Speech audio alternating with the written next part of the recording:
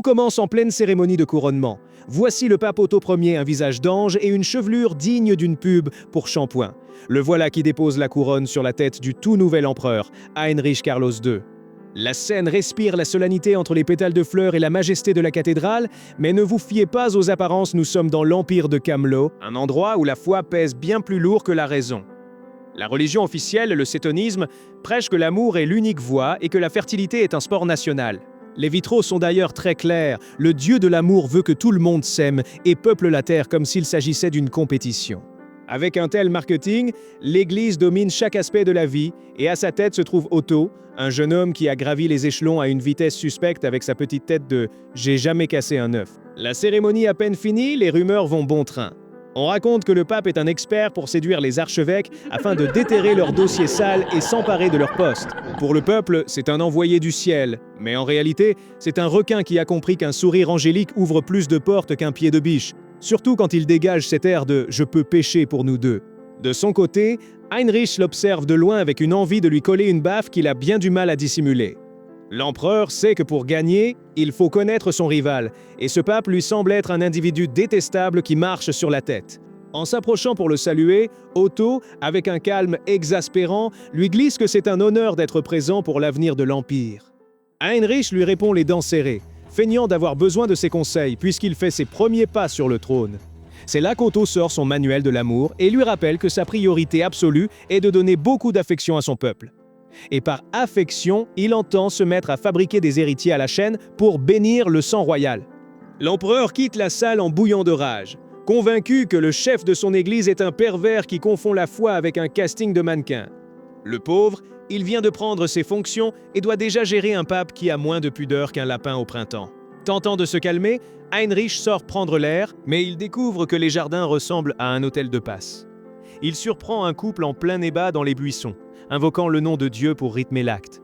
Des gens sans aucune tenue. L'empereur ne comprend pas comment ces sujets peuvent confondre la piété avec une telle vulgarité, incapable de se retenir 10 secondes. Soudain, il aperçoit une silhouette solitaire près de la fontaine. C'est le pape Otto, mais il est méconnaissable. Heinrich s'approche et réalise que le saint homme a forcé sur la bouteille, il dégage une odeur d'alcool à faire tourner la tête, a le visage rouge comme une tomate et sa tunique est en plein désordre.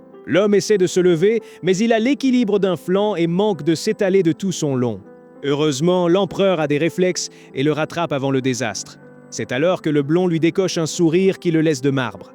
Heinrich commence à perdre ses moyens face à ce regard capable de faire fondre un glacier, tandis qu'Otto lui prend la main avec une audace folle pour lui murmurer de très près qu'il a la peau glacée. L'empereur se met à douter de tout, il se demande si c'est ainsi que cet homme convainc ses fidèles de bénir leur descendance. Le pape se colle à lui caresse le visage et lui propose d'aller dans la serre pour renforcer leur lien par un échange charnel.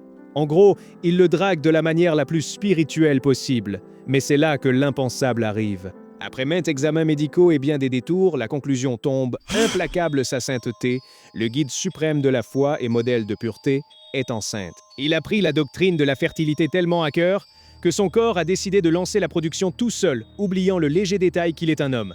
Le miracle de la vie est beau, dommage que dans son cas, il s'accompagne d'un effet secondaire fâcheux, bousiller la théologie, la biologie et sa carrière, le tout avant la fin du premier trimestre. Alors que l'empereur tente de digérer la nouvelle, l'avenir de l'Empire ne tient plus qu'à un fil. On raconte la légende d'un certain Léa, le tout premier homme à avoir jamais enfanté. Grâce à cet ancêtre, ses descendants mâles ont hérité de cette particularité génétique et peuvent tomber enceintes s'ils ne font pas attention. Des siècles plus tard, nous voici aux côtés du pape actuel, Otto Saxony. Bien que le bougre soit l'élégance incarnée, il traîne malgré lui une réputation des plus sulfureuses, alors qu'au fond, il ne rêve que d'une vie tranquille. Tout a commencé il y a quelques années, quand son frère Takmar l'a arraché à sa montagne de bouquins.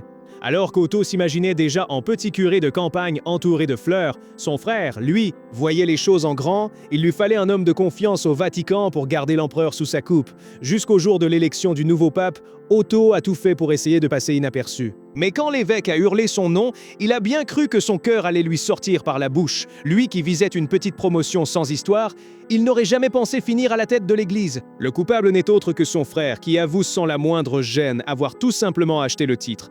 Takmar est du genre à vous hisser au sommet, mais uniquement pour mieux vous manipuler à sa guise. C'est ainsi qu'en un clin d'œil, Otto s'est retrouvé sous les projecteurs. Comme les Saxonies sont ceux qui rincent tout le monde, personne au Vatican n'ose l'ouvrir. Désormais, Otto joue les chefs suprêmes pendant que son frère dirige le pays comme bon lui semble. Pour couronner le tout, les rumeurs de couloir prétendent que le pape passe ses nuits à bénir les nobles de façon très intime. Le pauvre n'a vraiment pas de bol pendant que la noblesse s'en donne à cœur joie sur ses prétendus frasques.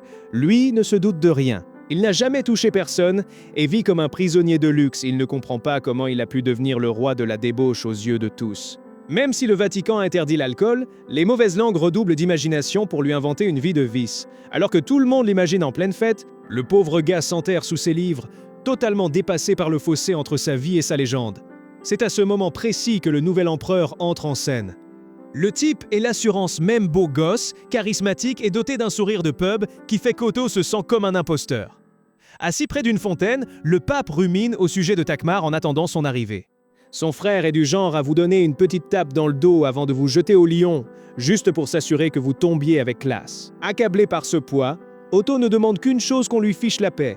On l'a parachuté là comme rival par pur calcul politique, mais il n'a pas une once de méchanceté en lui. L'empereur finit par le débusquer et remarque qu'Otto a sifflé son verre d'un trait.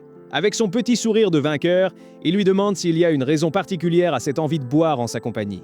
Otto tente de dissiper le malentendu, mais l'alcool lui monte à la tête et le monde se met à tourner. Il manque de s'étaler de tout son long contre le sol, mais l'autre le rattrape de justesse. En l'ayant si près de lui, Otto est comme hypnotisé, le type rayonne tellement qu'il en devient aveuglant. L'empereur lui prend les mains et remarque qu'elles sont glacées. Otto sent la chaleur de son corps, son parfum de luxe, et commence déjà à se demander si Sa Majesté n'aurait pas une petite place à lui offrir dans son cœur. Mais l'autre ne tourne pas autour du pot, il lui lance un regard intense et lui glisse une invitation on ne peut plus claire. Il lui baise la main avec une telle fougue qu'Otto en reste muet, planté au milieu du jardin. Sacré numéro celui-là! Il n'a pas perdu une seule seconde. Otto sait pertinemment qu'il devrait dire non, mais entre l'alcool et le baratin de l'empereur, il court droit à sa perte. Dès l'instant où il accepte de le suivre dans la serre, tout bascule. Regarde-le, il a complètement baissé la garde. Entre l'alcool et l'ivresse du moment, le pape perd pied et oublie toute décence. Morsure, baiser fougueux, la tension est si électrique qu'on pourrait la couper au couteau. Il a la tête qui tourne, il ne sait même plus où il habite, jusqu'à ce qu'un sursaut de lucidité le frappe. Il rajuste ses fringues comme il peut et prend la tangente, prétextant qu'il doit impérativement rejoindre son frère. Il l'a laissé en plan, en plein élan. L'autre n'en revient pas de s'être fait poser un lapin après une telle scène, mais au lieu de s'énerver, il reste là à gamberger, entre curiosité et méfiance. Le lendemain, la gueule de bois morale est plus violente que le vin. Il se rappelle les bruits, le fait qu'ils étaient dehors. Il s'est littéralement offert à lui. Prostré à son bureau, il n'attend qu'une chose: que la terre s'ouvre sous ses pieds. C'est le pape, le symbole ultime de la foi, et il vient de succomber à la plus primaire des tentations. Le pauvre ne peut même plus s'asseoir, et ce n'est pas une question de maintien, mais bien à cause de l'effort physique de la veille. Alors qu'il essaie tant bien que mal de digérer son erreur, l'empereur débarque comme s'il était chez lui, un énorme bouquet de roses à la main. Un petit geste pour lui confirmer qu'après ce qui s'est passé dans la serre, Otto ne pourra plus lui échapper. Il précise bien que les fleurs viennent de là-bas, juste pour lui rafraîchir la mémoire, avant de lui demander s'il a passé une nuit aussi enchanteresse que lui. Regarde son air satisfait, il sait qu'il le tient à sa merci. Heinrich a une confiance aveugle en son charme et son baratin. Sachant qu'il a le pape au pied du mur, il lui balance un « Tu te souviens d'hier soir ?» juste pour le voir se décomposer. Le type n'a aucun scrupule et utilise son charisme comme une arme, persuadé que personne ne peut lui résister. Même si Otto essaie de faire bonne figure en se cachant derrière son bouquet, l'empereur ne lui laisse aucun répit. Il lui fait comprendre d'emblée que l'alcool n'y était pour rien et qu'il compte bien remettre ça. Regarde ce culot! Il l'a totalement coincé entre ses souvenirs de débauche et ses propres doutes. Otto vire au rouge pivoine, cherchant un trou de souris où se cacher pendant que l'autre insiste pour le revoir. Finalement, Heinrich finit par lui arracher une invitation au palais impérial. Il jubile intérieurement, il a compris que ce saint homme est bien plus facile à corrompre qu'il n'en a l'air. 3 jours plus tard, le pape arrive chargé de bouquins de théologie, bien décidé à lui donner une leçon magistrale pour reprendre le dessus. Il se lance dans de grandes théories sur les jumeaux et la fertilité avec un sérieux imperturbable, sans voir qu'il brasse du vent. Heinrich est ailleurs la théologie. Il s'en tape, il est juste là pour le dévorer des yeux. Il a laissé ses boutons de chemise ouverts exprès, lui balançant des distractions évidentes pour le déconcentrer de ses livres. C'est un manipulateur né qui sait exactement sur quel levier appuyer pour le faire flancher. Quand Otto remarque le laisser-aller et tente de rester pro en lui faisant une remarque sur sa tenue, il s'enfonce tout seul. Heinrich lui fait comprendre qu'il n'écoute pas un traître mot, trop occupé à imaginer ce qui va se passer une fois seul. L'atmosphère devient électrique en un instant. L'empereur finit par se lasser de la théorie en un clin d'œil. Il le plaque sur la table, le dominant alors que l'autre mord son crucifix avec un regard qui n'a plus rien de très catholique. C'est la fin du cours de théologie. L'empereur a décidé que la meilleure façon de lui faire apprendre le dogme, c'est par la pratique, là, contre le meuble, sans lui laisser le moindre espace pour douter, ni pour respirer. Le pauvre n'a aucune chance contre un prédateur pareil.